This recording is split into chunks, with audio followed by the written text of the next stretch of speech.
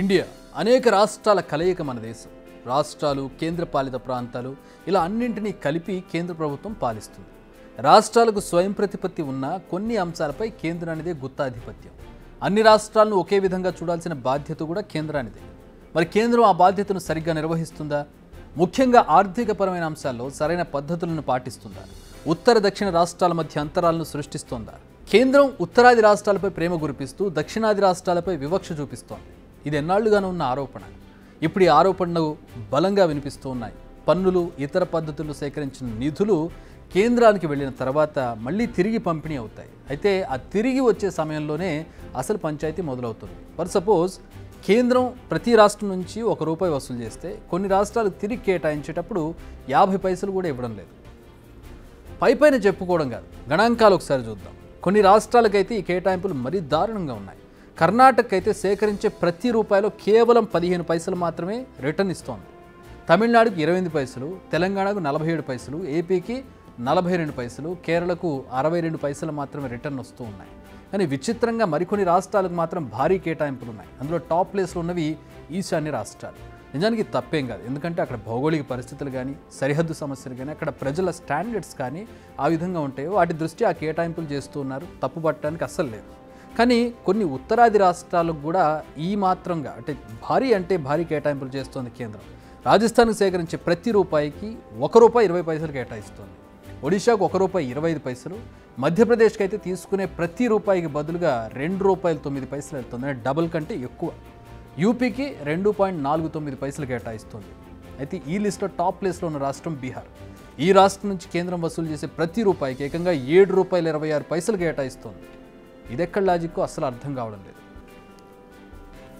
మరి ఏ లాజిక్తో, ఏ ప్రాతిపదికతో ఈ కేటాయింపులు చేస్తున్నారు? యాక్చువల్గా 2021 నుంచి 2026 మధ్య కేటాయింపులు ఎలా చేయాలన్న దానిపై 15వ ఆర్థిక సంఘం సిఫార్సులు ఉన్నాయి.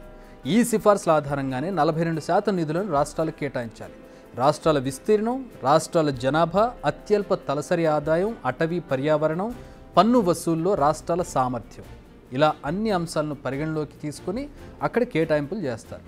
అయితే ఇక్కడ తిరకాస్తుంది. అదేంటంటే జనాభా నియంత్రణ. దక్షిణాది రాష్ట్రాల్లో జనాభా పెరుగుదలకు సంబంధించిన చర్యలు సమర్థంగా తీసుకున్నారు. దీంతో దక్షిణాదిలో జనాభా తగ్గింది, బట్ ఉత్తరాదిలో జనాభా పెరుగుతూనే వచ్చింది. ఇది ఇప్పుడు ఆ రాష్ట్రాలకు ప్లస్గా మారింది. జనాభా ప్రాతిపదికన వాళ్ళకి ఎక్కువ కేటాయింపులు జరుగుతున్నాయి. మనకు అది మైనస్గా మారింది. ఇదే సమయంలో 2011 జనాభా లెక్కలు రిఫరెన్స్గా తీసుకోవడంతో దక్షిణాది రాష్ట్రాల కేటాయింపులు గణనీయంగా తగ్గిపోయాయి. నిజానికి కేంద్ర ప్రభుత్వానికి అత్యధికంగా ఆదాయాన్ని ఇచ్చేది దక్షిణాది రాష్ట్రాలే.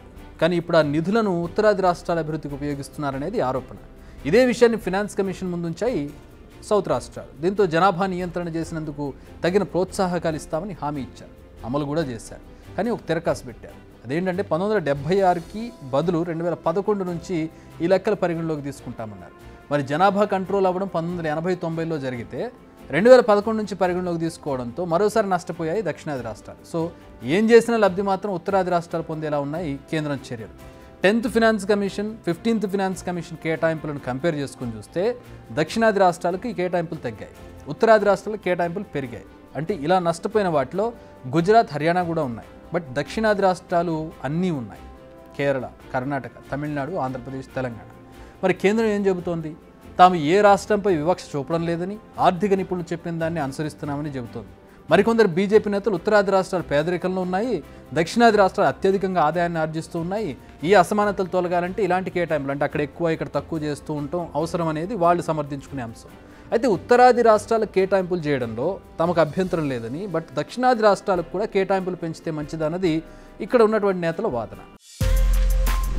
బిగ్ టీవీ అవుట్లుక్ కథనాలు నచ్చితే వెంటనే బిగ్ టీవీ ఛానల్ ను సబ్స్క్రైబ్ చేయండి.